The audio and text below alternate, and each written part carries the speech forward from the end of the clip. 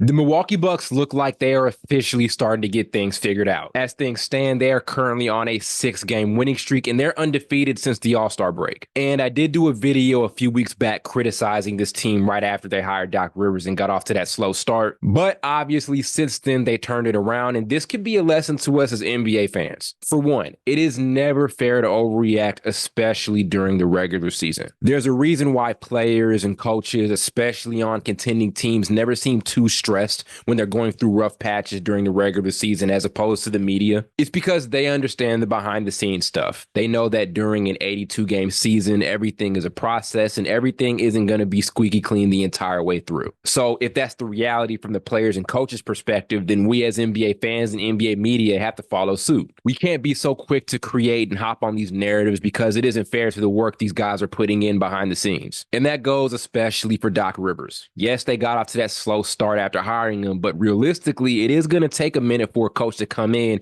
to a new situation and implement a system that works. Look at Joe Mazzulla, for example, last year. Yes, the Celtics ended up getting to the East Finals, but there was a lot of spottiness in his coaching because he was kind of unexpectedly thrusted into that role. And things have looked different this season because he's had more time to implement his system, get his coaching staff right, and he has a whole training camp behind him to get things set up. Everything is a process, and that's true especially for NBA teams. And as fans, and look, we've all been guilty of this, we've got to do a better job at taking that into account before jumping so quickly to conclusions. So to the Bucks' success over these last few weeks, their biggest area of growth has been their defense. I know that was like the biggest point of concern, especially under Adrian Griffin, and those are the biggest questions that were being asked towards Doc Rivers. And as of now, they've grown to have the 15th best defense in the league, so they're inching slowly towards being top half in the league in that category. And a big key behind that is their growth in transition defense. They're doing a much better job at stopping fast break points. And also, when you watch this team, you can see it. Their communication is much better on that end of the floor. They're much more in sync on the defensive end, which is huge regardless of whatever scheme you're going with. And could the same development have happened under Adrian Griffin?